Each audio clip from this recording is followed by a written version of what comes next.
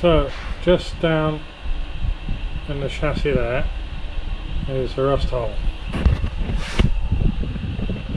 As you can see, it's not a hole, it's just a hole.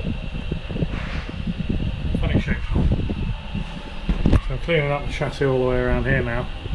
Some rust pitting in it, but it was nowhere near as bad as this side, which I welded up along here. There are some pits, and I will.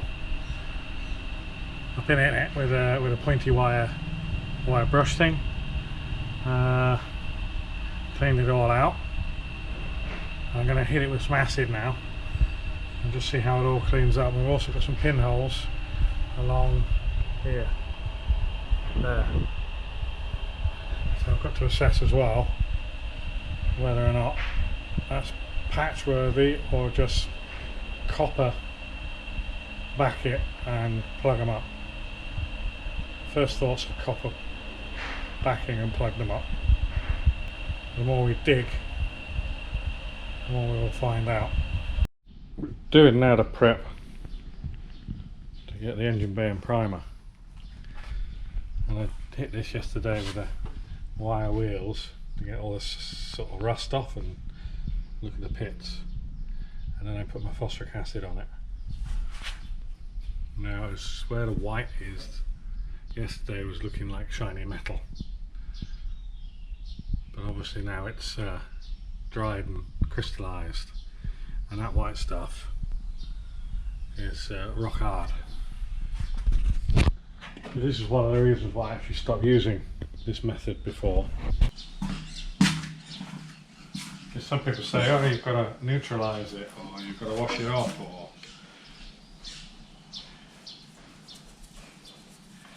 I think you can just redissolve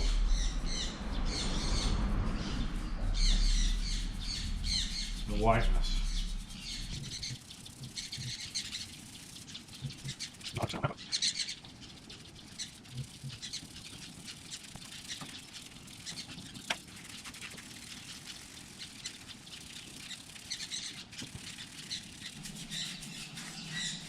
Yeah, it is, it's dissolving out.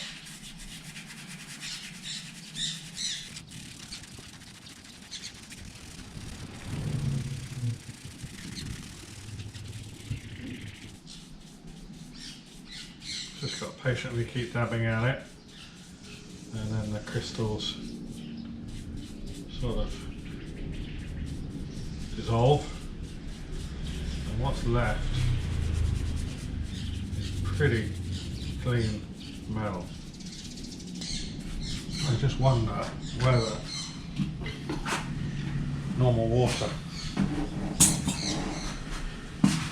does the same similar sort of job.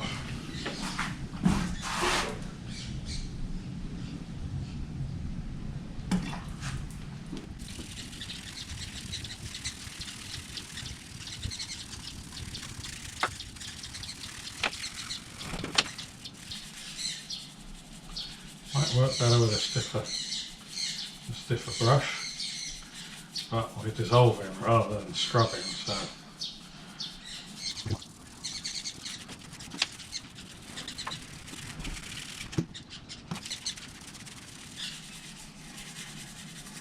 it might work better with a fogger as well, just to wet it down. So obviously that was all scaly white, like it is down there.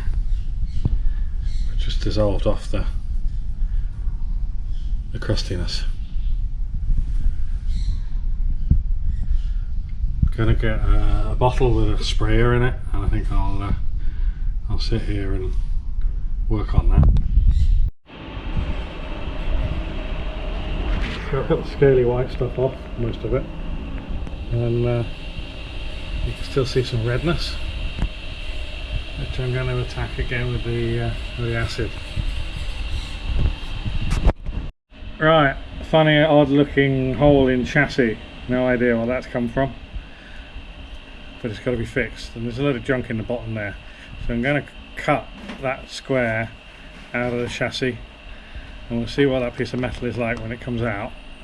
I've got a feeling it's thick. I don't know what that hole's all about, but we'll pull that out, and we can then get in there and clean around behind it, and then repair that hole or make a new patch, and then weld it back in again.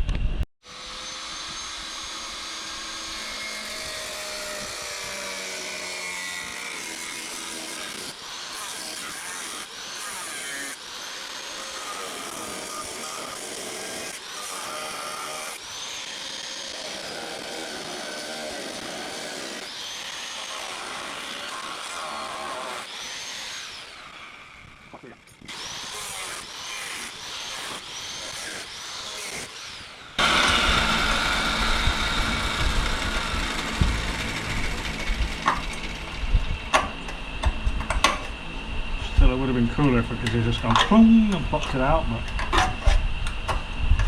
this isn't about cool.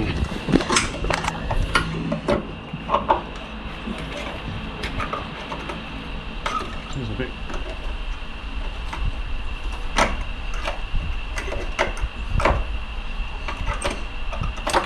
There we go.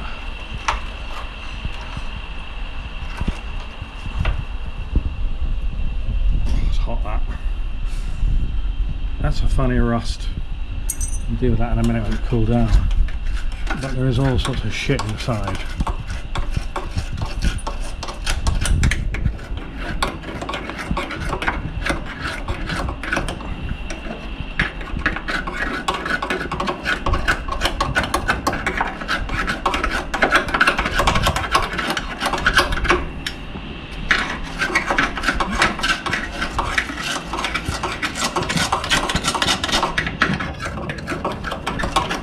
No amount of blowing with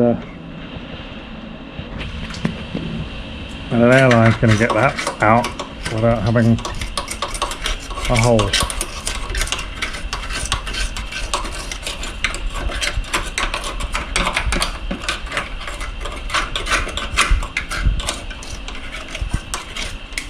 What was that? Something round and shiny. Find that in a minute. Look, a spring. Oh, it's here.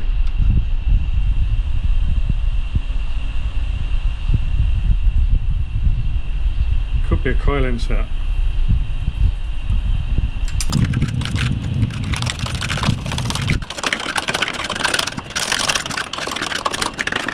Having seen all this shit now, makes you feel like wanting to do the other side.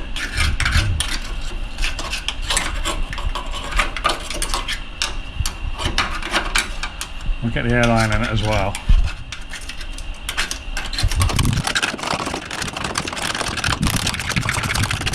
Imagine if water gets in there, it's never going to dry out. It's just going to rot. So we'll get it as dry as we can, and put some preservative in there and wax oil it as well.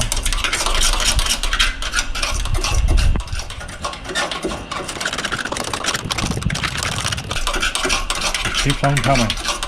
This is the chassis that keeps on giving. All of a sudden it was several kilos lighter. If you want to make your Sierra go faster,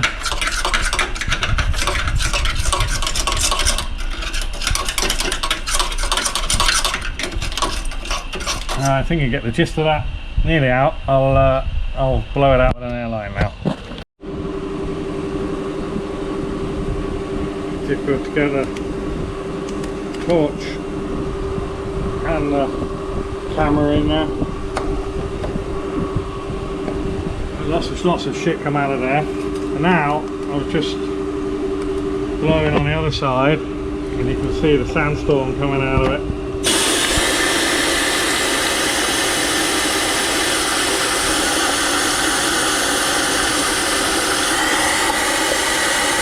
Sure that shows up on the camera. Just continue blowing this out for a while. This is a bit I cut out, and that's obviously the hole. It's quite pitted on the inside. there isn't really much I can do about that other than try and halt its advance. So that's a piece of steel. It looks just as rusty as this, so it'll match perfectly. I've covered the patch in tape and trimmed it around, so now what I'll do is I'll peel that tape off, lay it onto this steel, and that'll give me the size that I need.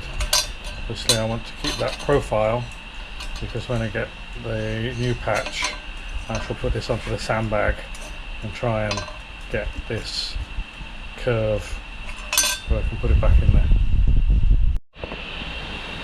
So just hammered the piece on the bag there, and it looks like I've sort of got that profile rightish, but then there's that big gap on the other side. So now I'm going to deal with that by, not sure how yet. I think by returning that down. Yeah, it's correct on that side, not incorrect on that side. I think the piece has got to be bent down. I think I've got it, well, I've got it close enough, I'm not thinking about it. It's a tiny bit smaller than the piece that came out, which means I can get a good deep weld at the side of it. A couple of passes on it maybe. Because it's 1.9mm thick steel, so I don't really want a tight fit and just weld it on the outside. I'm going to get right up there, right up the side of it. So because of the tightness of the space there, I couldn't really get the camera in to do the video of the welding and the grinding. So anyway, there you go. Thanks for watching.